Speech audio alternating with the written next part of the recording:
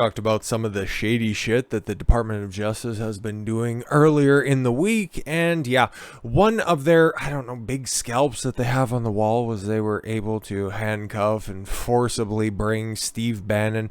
You remember the guy who orchestrated and pretty much ran the entire campaign for Donald Trump in the 2016 election. And then he was quickly dismissed after a conflict of, just really strong opinions in the White House. And yeah, Bannon just apologized and he's like, the fame kind of got to my head at the end of it. But yeah, he's been very vocal in his support and he's had a bunch of good ideas, some controversial, some, once again, on the mark when it comes to a whole litany of things over the past 5 years and even before that as well. And now that he's down there just, having to be badgered by a bunch of Karens on that worthless January 6th committee panel, Bannon, being somewhat of a commentator himself, had some good takes to make. A day after appearing in court to face contempt charges, Steve Bannon returned to hosting his podcast on Tuesday morning, launching an angry attack on the Biden administration for weaponizing the law and warning that MAGA punches back.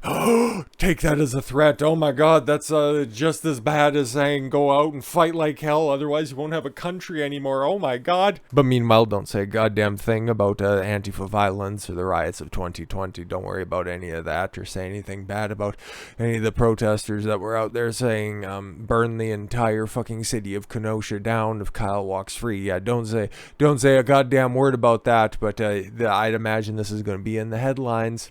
Bannon, 67, is the first person to face criminal charges in the congressional probe at the attack. No.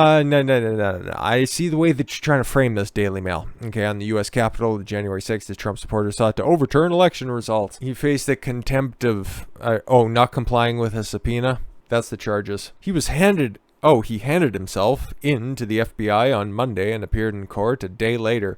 Oh, that FBI, the very upstanding FBI that likes to label parents who oppose public school boards and to go to their meetings and say very hurtful things to any of the members of the school board, that wants to label them domestic terrorists, education officials. I think that's the designation that the FBI is handing out. But yeah, those are the upstanding, though they're the good guys.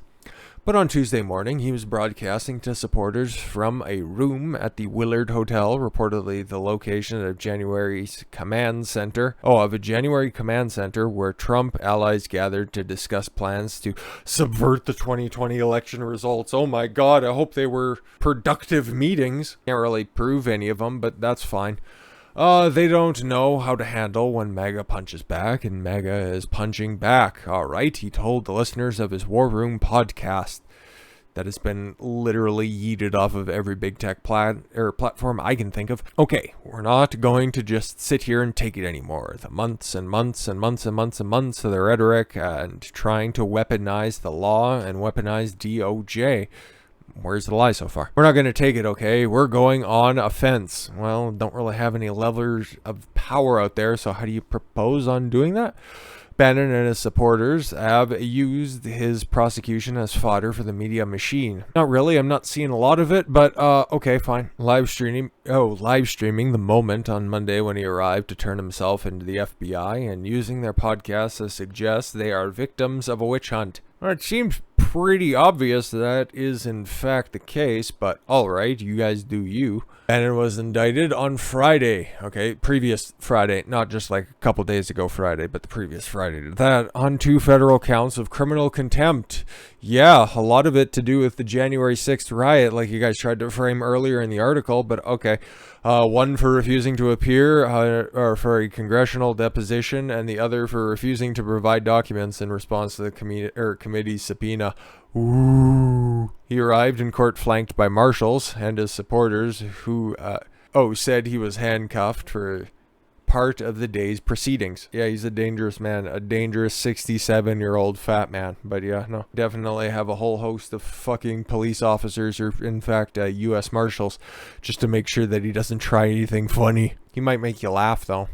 He did not enter a plea during the 30-minute hearing on Monday before Washington, D.C. Magistrate Judge Robin M. Merriweather. Sounds like a real hoot. He was released without bail, but is required to check in weekly with officials. He was also ordered to surrender his passport. That sounds fair, okay? You got this just sham committee handing out fucking worthless subpoenas, where if you're in Arizona you can just openly defy subpoenas and there's nothing that gets done against you. But if you're just merely a simple podcast host, apparently the full extent of the Department of Justice can be levied upon you. Isn't that fucking weird? On Tuesday morning, he also condemned President Biden's telephone summit with Chinese Premier Xi Jinping. Ah, yes. Accusing the U.S. leader of being too soft in taking on Beijing. Of course, I don't think Joe takes a firm stance on anything, except for shampoo preferences for staff at the White House. We got a lot to cover. China last night, the complete surrender of this illegitimate Biden regime. I would hope so. Stolen elections have consequences, or elections have consequences. Stolen elections have catastrophic consequences. All right. Catastrophic consequences hit last night. This could be applied to literally anything at all times. Just off the top of your head, you can think of several different catastrophic things that have happened for the Biden administration. I don't know why this one is specific, okay, because this isn't the first this wasn't even a face-to-face meeting. This wasn't even the first time China fucking ate Biden's lunch, okay? Just look earlier in the year when they had that face-to-face summit up in Anchorage, Alaska, where Blinken and the boys got absolutely BTFO'd by whoever the fuck was over there. Dragged over the coals directly to their face, and all they could say is, well, we're diverse. It's like, cool. This is the war that they brought to us, he shouted, before running through the names of several Democratic members of the House January 6th committee. It's all of them, though. We're going to fight it every day, and we don't care what Adam Schiff. Oh, okay, yeah, fair. We don't care what the former Marxist, from his Marxist traitor father, little Jamie Raskin, fair enough, and the Farrakhan mouthpiece, brilliant Benny Thompson. Oh, Benny, brilliant in quotes. Or Adam Kissinger, or Liz Cheney. Oh, they're Republicans, right? Sure. And in his view as a key witness for the House Committee investigation in January 6th attacks, as he was in close touch with Trump around this time. Cool. Can anybody place him as actually being there? And by the way, this is like months after everything happened.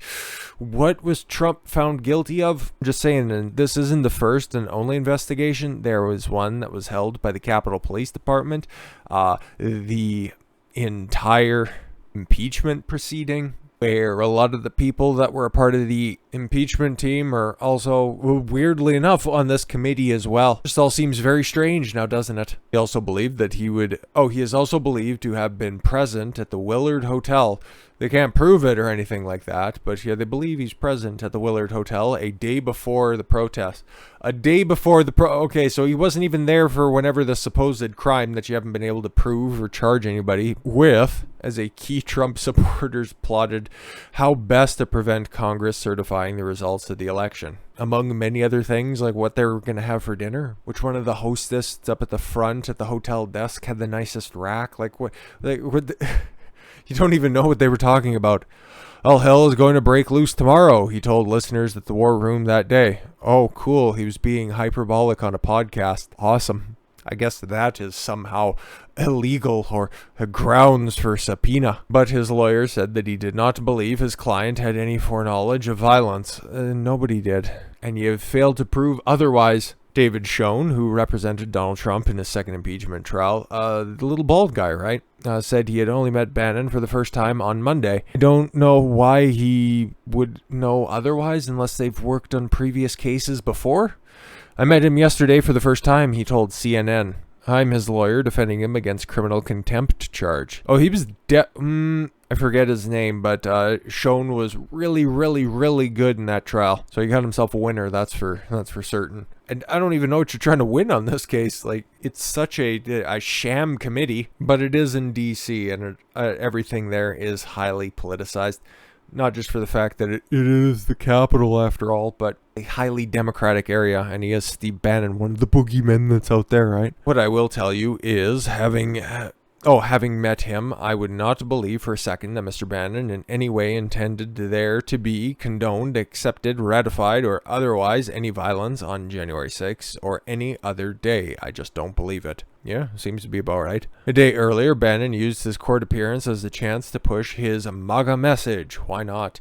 The Trump-supporting Getter social media app livestreamed the arrival at an FBI field office where he gave himself up, and Bannon used his exit from court to hold a press conference. Why not? He knew that media members were going to be there, so take advantage of the situation. This is going to be a misdemeanor from hell from Merrick Garland, Nancy Pelosi, and Joe Biden, he told a throng of reporters.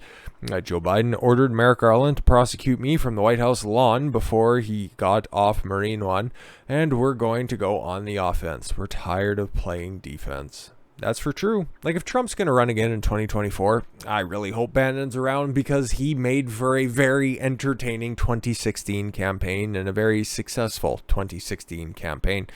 If all things are back to normal by 2024, which if Democrats have a say in the matter, they won't be, but here's hoping. I'm being at least a little bit optimistic. We can at least have Bannon back in the fold when it comes to the campaign, because I don't even remember all the people that were around for the 2020 campaign. It's been over a year at this point. I can't fucking believe it. But they didn't do a very good job. It was filled with a bunch of unreliable people, and Trump just needs to get back to basics, and so does the entire MAGA movement, or whatever it's going to be called. I'm sure there's going to be much more flashy branding when once it all gets cooking, I guess. Still, we got the midterms to look forward to. Enjoy the rest of your Sunday evening. I know I am, and I hope you guys will be as well. I thank you all very much for the gift of your time. I've been Don Consuelo. I want you to follow your gut and get after it. Take care, everyone.